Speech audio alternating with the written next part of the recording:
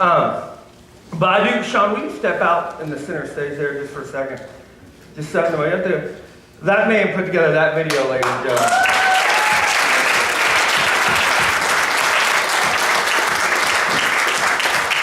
And every video that you see we do, whether it be on Facebook, whether it be here at the church, Sean puts all of it together. He does an incredible job. That I love it because ministry is not about preaching. Ministry is not about singing. Ministry is about using your talents for God. And that's exactly what Sean Hyde does every day for our church. And I'm so grateful for not only Sean, but the friendship that we have. And he needs to be recognized for that because that's amazing. So, like I said, we did a lot of things. We left on the 29th. We were going to leave at 10. I think we left at like 11 or something like that, but that's okay.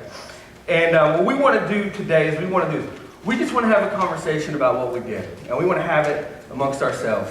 And then you guys get to hear and you guys get to benefit from kind of the things that we learned and that we did and everything like that. And thank you guys so much for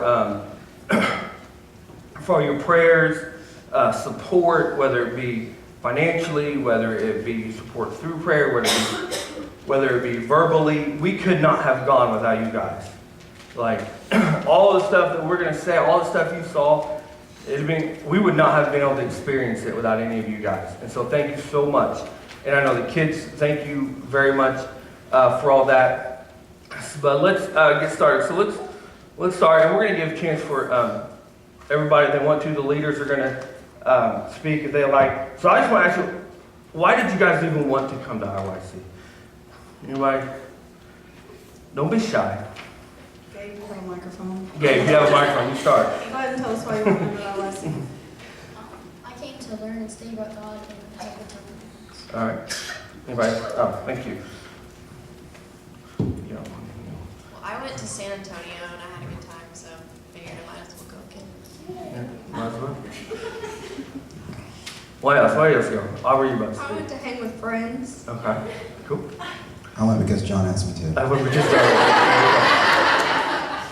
the church asked me to. I went because John made me. I really enjoyed it. Uncle Phil. Yes, Phil was Uncle Phil all week, so. Anybody else? Maddie, do you want to say something? Okay. I wanted to go so I could get closer to God, and it was a lot of fun. And the preachers I thought were amazing. So I was looking forward to seeing all the preachers. They sounded amazing. So would you guys say that your expectations were met?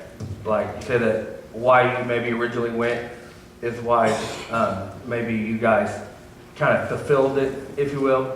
You know, one thing, this is my 5th IYC I've been to. So I'm becoming old and a lot of other things. But you guys are one of the best groups we've ever taken. I'm not even lying. And I just want you to know that no trouble at all.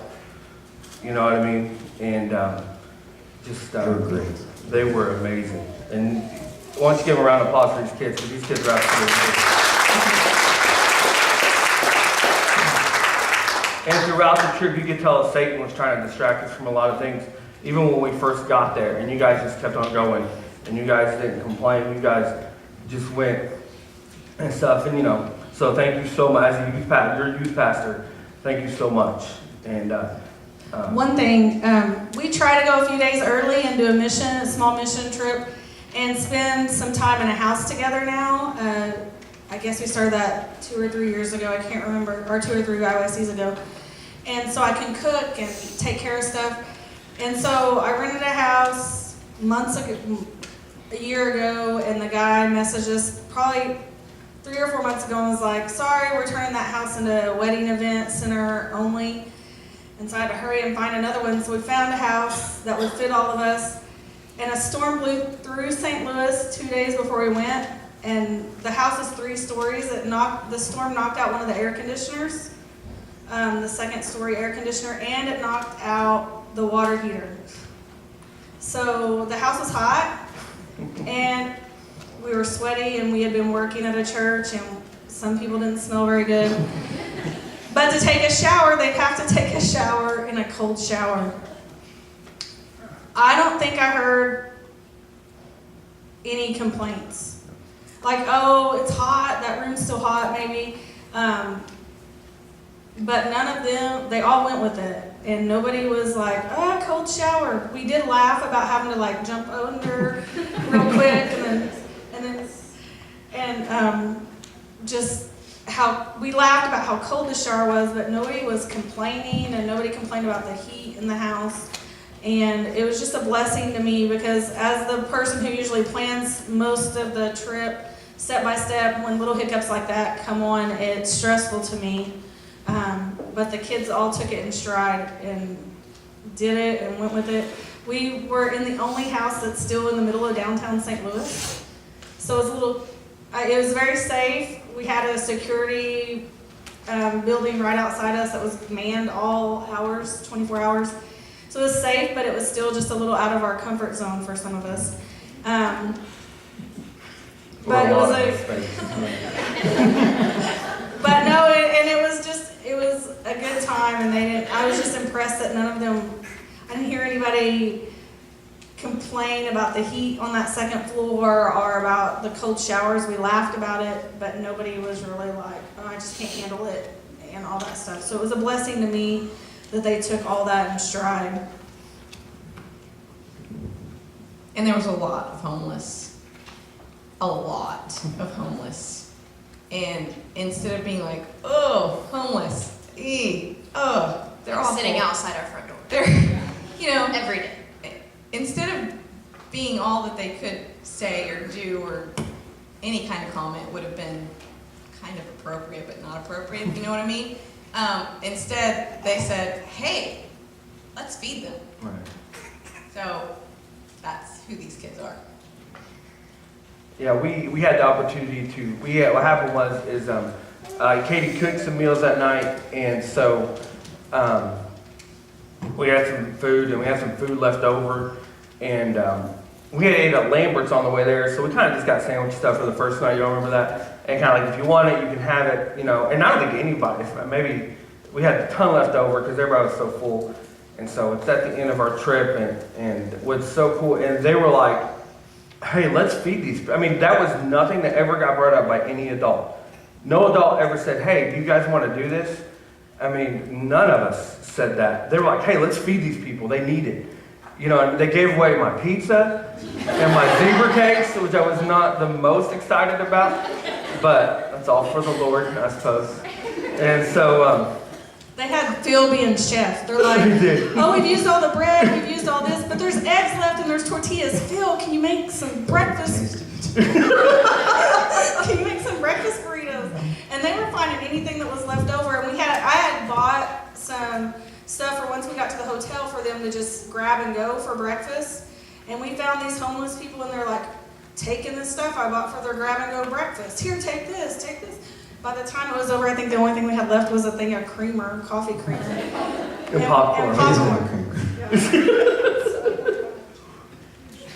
It was even kind of cool because, we had bought some stuff in sacks and they're eating, and there were some like Pringle cans that had been eaten, and so I never really thought, we won't worry about that. And all of a sudden these people came, like I'll share another story about that in a second, but these people came and they just were wanting something, and instead of these kids being terrified, they saw the need and they wanted to help. And then Gabe grabbed the zebra cakes. Was it And you, Gabe grabbed my gave it to a kid of all people too. I tell you, but no. And so there was these like Pringle cans that were open and eat some, and they were like, well, they can still eat this, can't they? I'm like, yeah. I mean, it don't matter. But just the heart, like, as a youth pastor, obviously I'm super proud. As a congregation, you should be super proud of these kids because their heart and everything just for what they did. I thought it was interesting. Somebody, you don't have to say if you don't want to. But remember when we went and we couldn't find homeless people anywhere? Remember that? We drove around we made all this food and we were all excited and we drove around for probably an hour. We were like, why are there no homeless people now that we actually want to do something nice? Like there's no one anywhere. Yeah. We went to the bus stop, we went to the Salvation Army. Literally an hour, just driving around St. Louis. Yeah, we went everywhere, and it was Yeah. a block away from where we were staying. Yeah. Which is why they were always at our house. I remember thinking, because we're to the point where we had to get going, because we still had 3-4 hours left of our trip. Like if we're gonna be at things on time, we got it going, and then we were like, let's just run by that house real quick just to see, and it just like it was everywhere. And it was like a block away, and what really got me thinking, guys, I don't know if I said this or not, is we can search for things, and we can search for things outside of everywhere and keep on searching, but we don't realize that God is under our nose. God is a block away. And I think, and you guys showed God's love, not only to homeless people, but you showed it to us as leaders, and stuff. And so thank you guys for that. Like, we could not say thank you. I could not say thank you enough for teaching me. A good IYC is when I get taught, by you guys. It's not about me always teaching you. It's about you teaching me too. And so thank you so much. And so we were in St. Louis. So what did we do in St. Louis? What's some stuff we did in St. Louis? We went to the City Museum.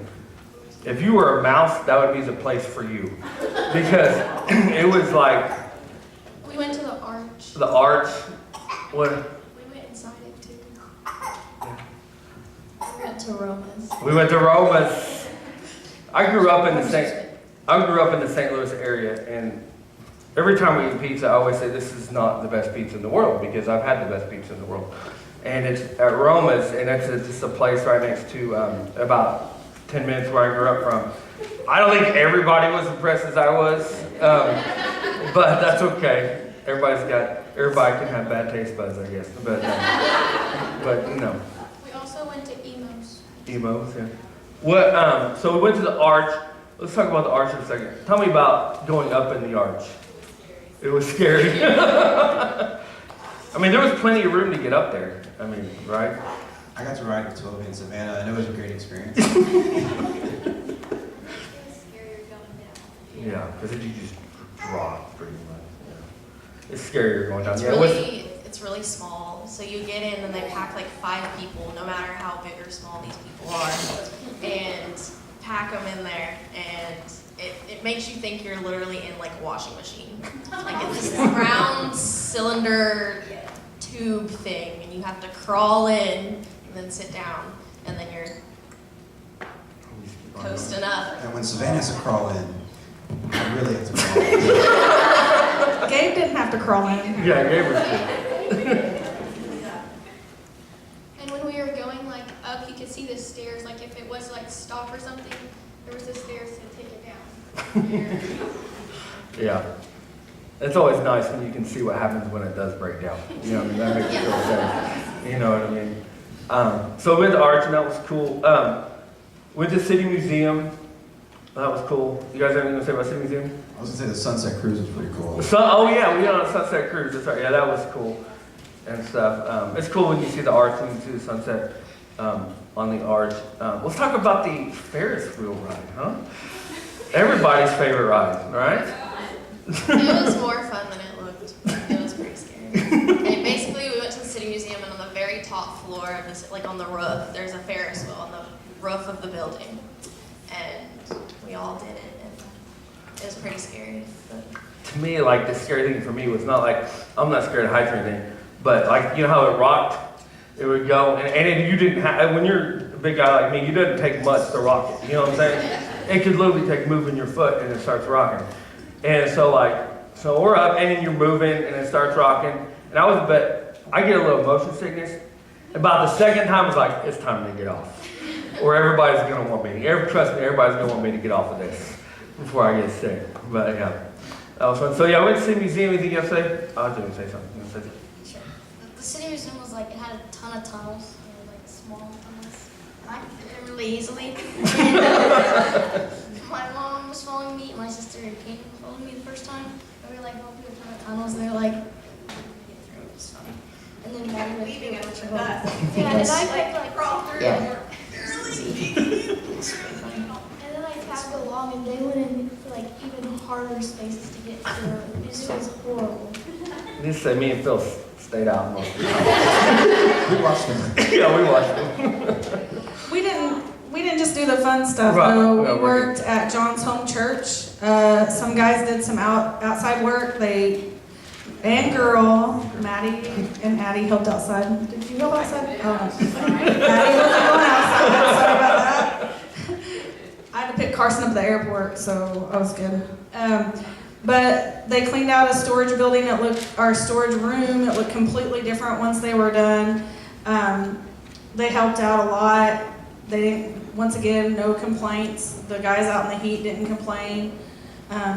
Gabe, I don't know if you saw the picture of Gabe in a tote box. We put him in there and I shut the door and I said, hey John, go tell Gary, which is John's older brother, to come make sure, to see what we need to do with the stuff in this box. And John's like, okay. So Gary walks out there and he opens it up and Gabe jumps out of it. And he's like, y'all are wrong. But it's always beneficial to have somebody like Gabe around that I can just stick in places and scare people with.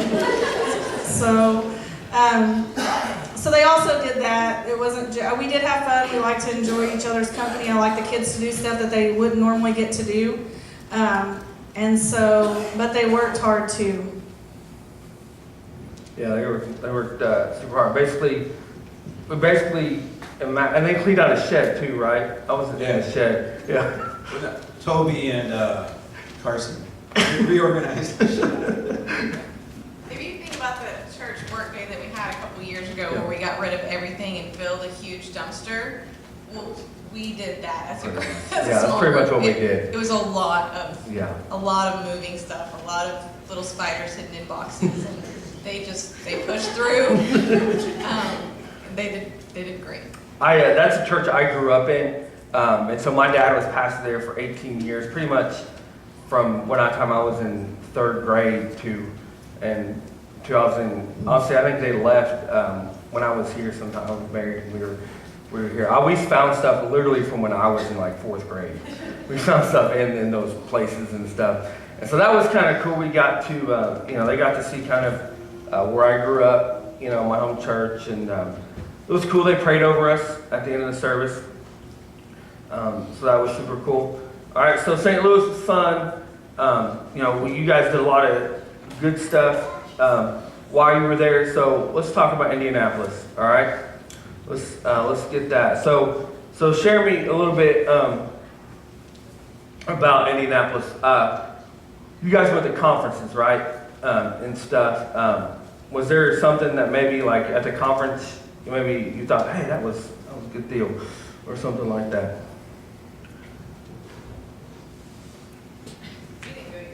No, we didn't go there. No. We went to our own.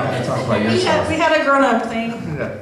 We came in and Matthew all went to this guy called Chris Leon, and his was called Draymaker, and I liked it a lot. I thought it was really fun. We went to this older lady, the rest of us, and she, we didn't really originally want to go to hers. We wanted to go to a different one, but it was all full. So we went to hers instead, and I think it was really good, and we went there for a reason, because it was really good talk. I know in the adult conference, the one thing that the overall talk, was about getting more into the Word and things like that, which I'm sure we'll tell in the services. But the one thing that he said in the adult leader conference that I remember is he said, the empty soul of a leader will never fill the soul of another. And so that is kind of what I took out of the adult leader conference. As a leader, it's some ways it's a lot easier to pour into other lives than it is to pour into your own. Being honest, you know what I mean. And sometimes the reality is this: is you take that precedent over your life. Because and as a youth pastor, I feel like you guys need to hear this, but the reality is this: I can't take you where I'm not. You know what I mean? And so that was a challenge to me as well. That quote was very much of a challenge to me. Yeah, right along those lines, he was talking about the balance of life and feeling yourself and making sure that you're in the right spot.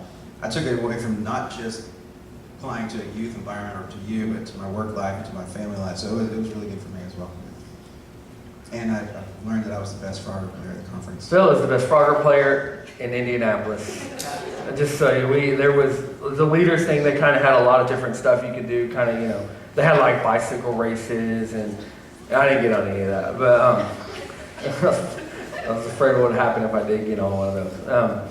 But they had just like these kind of games, and one was like it was like a Frogger except you were a person or something like that. And so they had everybody, and Phil got the high score of everybody at the conference. Phil got the high score, and he got a prize too. You got some books, didn't you? Yeah, 2 devotional books and another leader book that I need to use. So yeah, the conference is great. Let's talk a little bit about the services. You guys kind of saw some clips of the service. We had some powerful speakers.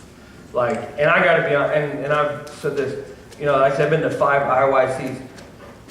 The overall talent, I don't know talent's the word, but overall anointing, thank you, of all the speakers, this was the best one.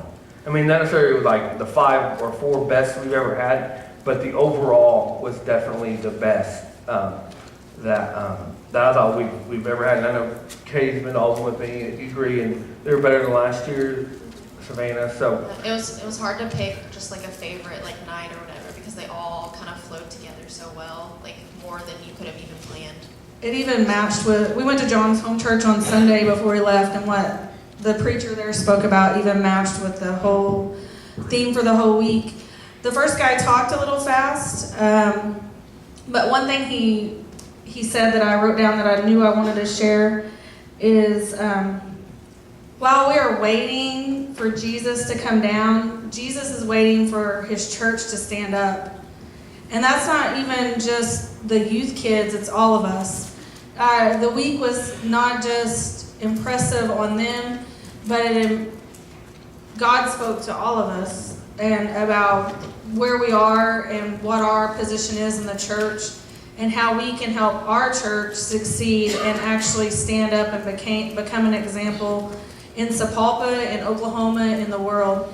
And I think all the kids even felt that way, that they're ready to take on that challenge. If it has to be them, they're fine with that. I hope it doesn't only have to be them by themselves. I hope that we'll stand alongside them or even lead them. But they're thirsty and hungry to do more and to be in the community more and to stand up. what's some of your favorite speakers? My favorite was the first guy. I like how he talked about you had to shine the light. You had to be the light, basically.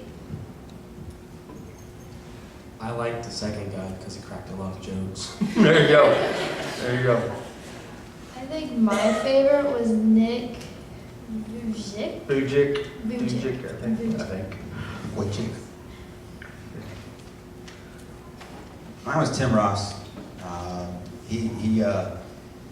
I totally went to just sit back and watch the wonder of them being blessed, but I ended up getting a super huge lesson in my life. He talked about even in the calmest of waters, a ship will drift.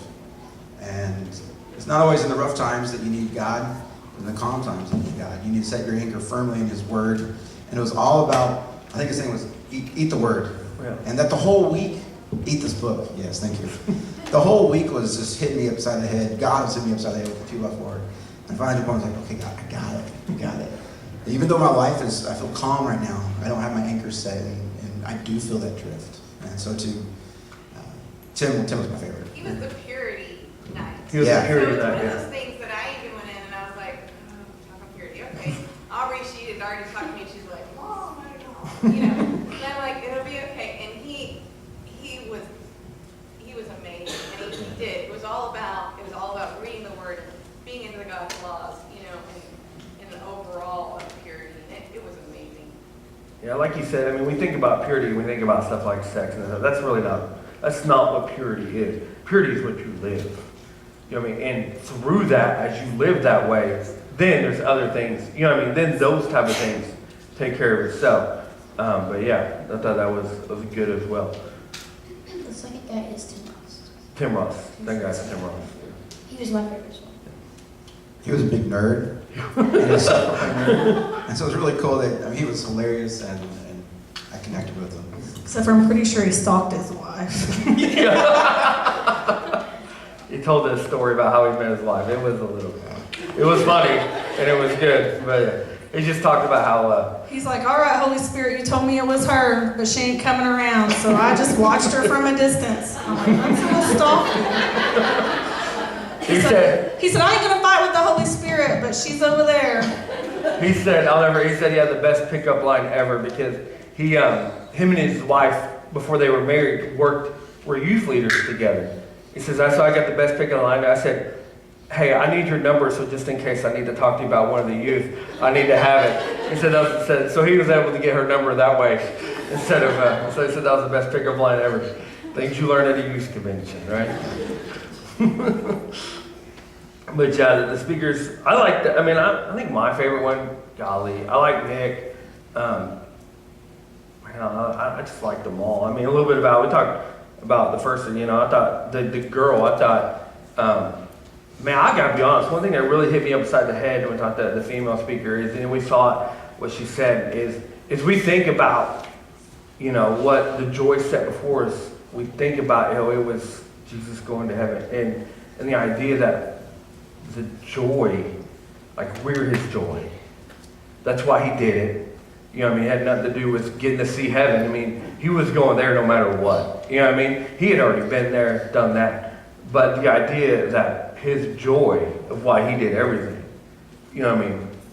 was for us. And I like I'm going to probably steal it. You'll probably hear it a lot of times now, especially around Easter. But it says that what you say about the cross was, I got to remember. Was not a tragedy, it was a strategy. Right, tragedy, not a strategy. I thought that was very cool. So yeah, anything else? The new guy, go ahead. I thought the fourth girl was really good because she's like a mission leader or something along those lines, and she told stories about her life and what's happened, and I really enjoyed those stories. Yeah. I thought it was really cool hearing, and I even came home and immediately told my mom this. I thought the story was just really cool. When the Nick guy, he's the guy that had no arms and no legs, and he went to, he travels and speaks all over the place, and he said he went to where was it, Bangladesh, I think, and there's thousands and thousands and thousands of people, and he spoke, and 60,000 people came to Christ, and then he came home and he got an email, and it was if you ever come back here, I'm gonna come and kill you. And so he, 2 or 3 years later, he went back and, same thing, thousands and thousands of people came to Christ. And then he got an email when he came back, and it was well, I came to kill you, but instead I gave my life to Christ. So. Yeah. That was a cool thing, yeah. Anybody else?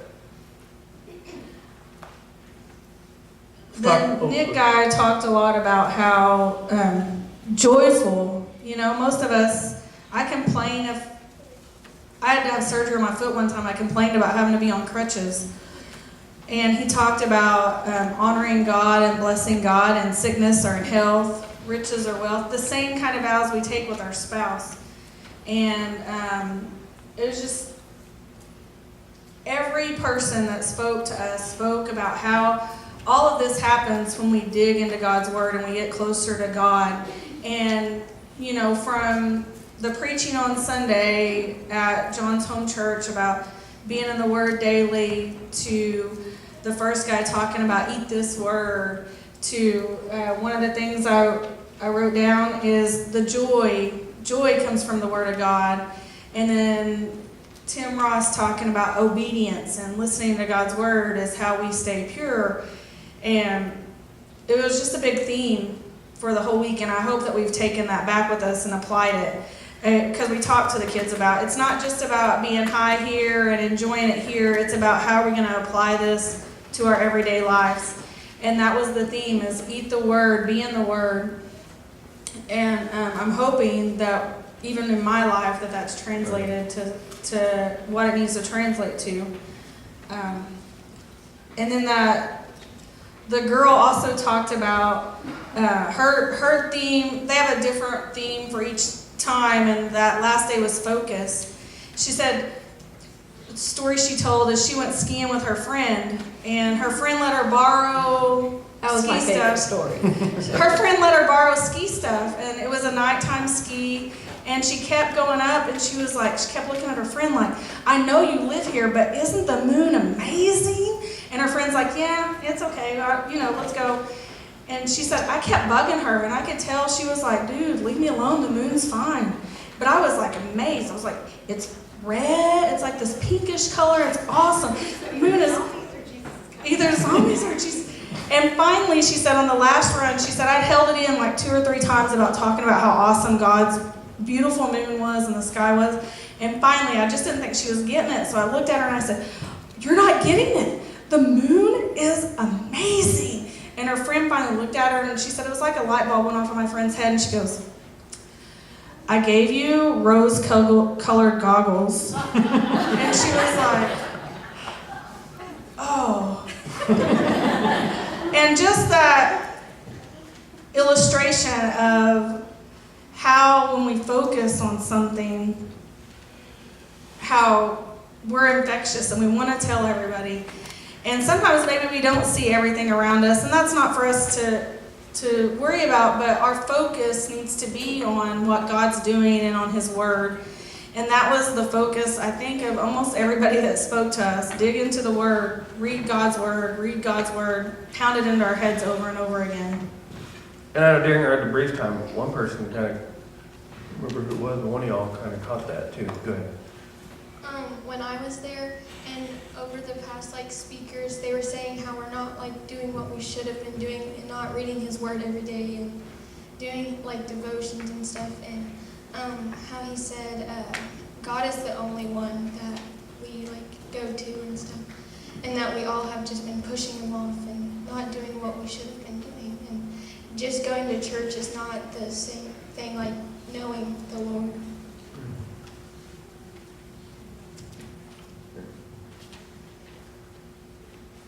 So let's talk about the worship part, the singing part. We sang off like they had beach balls that kids.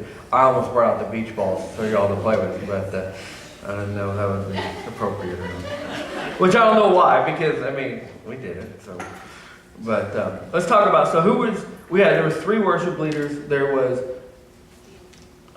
Zealand, the guy from Newsboys. Phil from Zealand, yeah, Phil from Zealand. He was the guy who used to be a lead guitarist at Newsboys, and he kind of started his own thing. And then there was, I wrote him down, but apparently I didn't grab the paper where I wrote him down. Iron Bell, and then Crowder. So who was your favorite one? Crowder. Crowder. Crowder. Was Crowder anybody's not favorite one? Let's put it this way. I like Zealand. You like Zealand? All right, you're good. I like them too, just because, I don't know, he was fun and he sang old Newsboys songs, which Yeah. were fun. Yeah. But And the accent. Yeah, the accent. Yeah, he had like a. He told us to go bananas. I liked all of them, but Zealand and Crowder were the best. I didn't really care. I don't know if you've ever seen Crowder live. It could be, I'm not even good at music stuff, but they had one person that his whole job was to go around and help them switch instruments. Like he would take a guitar off a guy and finish playing the song while the guy was putting a new instrument on for the next song. And he just ran around like crazy. And I think all of them could at least play 4 or 5 instruments. And they not only let us in modern songs, I guess you could make a differentiation there, but they did a lot of hymns and they made it relevant to the kids. And I just love David Crowder's heart for worship. That's where his heart is. That's what his ministry is. And there was even a few times that they took it to all acoustics, and they had an accordion, and I don't know what else. yeah, every single person in that band, or whatever you want to call it, is just incredibly talented. I've said many times, like, how do you put that many amazing people together? One guy played the keyboard, he rapped, and he played the accordion. It was he rapped, he played the keyboard, he played the cello, and then the drummer drummed and played the accordion. the accordion. Sounds really odd. Yeah, but it worked. It worked. One guy played the harmonica. Yeah, It yeah. was pretty And their stagehands would, I know there's a part in one of the songs, a couple parts where there was rap and the guy would rap and the stagehand would actually be playing what the guy who was rapping what he was supposed to be playing. And so it's just amazing the talent level. And Carson, he couldn't be here today, but he said, I was talking to him about it a little bit, and he said, is that Crowder in his mind had a way of bringing you to worship like nobody else did. He said you didn't have to know the song to worship. You know what I mean? And that's good. I mean, we've got the best here that we get to listen to every Sunday, and that's worship. You know what I mean? That's what worship. It's not about your favorite song, and it's not about what you know. It's about literally this encounter with God. And it doesn't matter what's brought before us. And when we have that encounter with God, I mean, you may not even pay attention to the words. And I thought that was really cool and stuff. We also talked about the Iron Bell guy. He played a lot of songs we didn't know. And then Katie and Savannah said that even if you don't know this song, you can still listen and know the words to it, and it could speak to you or something. Yeah, that actually hit me when we were talking about the mindset. When I first started listening to him, I was like, man, I don't know any of this. And I just didn't. Somebody was loud, he was yelling at me. It wasn't connected. But then I got into that mood. But when we brought that up, I'm like, yeah, I need a better attitude and mindset. That was big for me too. And a lot of stuff that we're saying that happened, and we had a debrief time after every, and like what we said about the worship and all that was brought up in our debrief time. And my favorite time of the debrief time is I usually like to pray. I get the chance every time we go to conventions camp, one of the nights or times, is I want the kids out, if they want to be prayed over, to give them that opportunity. Because it's easy to love Jesus at youth convention. You're supposed to. Everybody else does. It's not easy to love Jesus when you get back, because not everybody does. And they have to go back into their world, and they got to be lights. And a lot of people are going to try to turn their lights off. And that's not, and it's hard for adults. Imagine being 15, 16 trying to do that, and trying to step. And so what I want to do is I just want to give, they want to say something or pray, then I pray over them. Then I want to give them that opportunity, because the power of prayer is the biggest thing you can ever do. And so, but my favorite, this has never happened before, honestly, as they prayed over me. That was powerful for me. I don't deserve that. I don't deserve these kids and who they are. That's just powerful.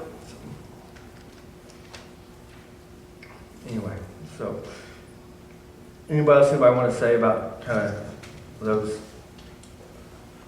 We talked a lot about it.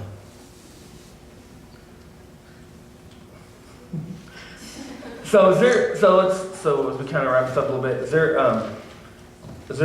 one memory you think that you might take out of it or something like that? I just shared my memory that I was going to take out of it. So. When Nick preached, I was listening and I couldn't help but think that God still used him to help spread the word, even despite his disability. So if God can have him do that, then I can definitely do that. So. Amen. You got to see that one kid who was stuck under the ice for 50 minutes. Yeah. Yeah. Yeah, there's Go ahead and share. yeah, you're good. I don't remember, so go ahead and share. There's actually a movie after it, but there's this kid, he got stuck in the water for 15 minutes, and basically he was dead. He didn't have a heartbeat or breathing or at all. And then his mother cried out to God to save him or something, and he came back to life. Yeah, there's a movie. He fell through a pond, like a frozen over pond, and he was under for 15 minutes, and they had pronounced him dead for an hour. He had been an hour, I think, yeah. He'd been dead for an hour, and so, and yeah, now they're making a movie about it. And him and his mom were there, His mom walked into the emergency room and yelled loud. She said she didn't think she was that loud, but everybody in the emergency room heard her yell, "God save my son," and then his heart started beating. So, and everybody in the emergency room heard her. I guess the doctors were like, "Are you okay? Are you okay?" But no, there's just a lot of little incidents and stuff like that. I think they said because the nurses and everybody was able to witness that he was pronounced dead for that long, and they could give their witness and testimony that he was dead, and then they felt something come over them and back away, and as the spirit came to him and he got his life back. Because of all the people that could say the exact same thing, that's why they're making the movie out of it now, because there's so many people that say, yeah, that happened. It's not just some crazy lady trying to get a story out. Movie comes out in April. Little plug. I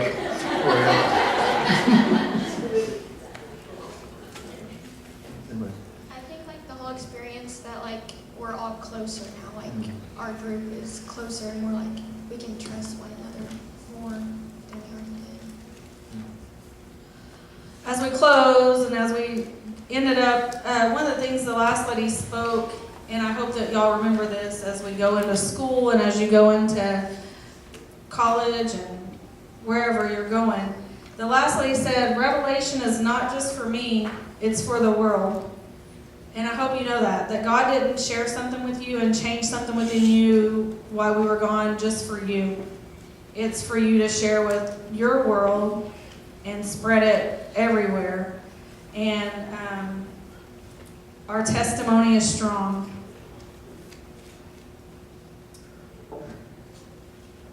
Anyone else want to say anything? All right, I don't think I actually introduced any of them, so if you don't know them, I'm going to do that real quick.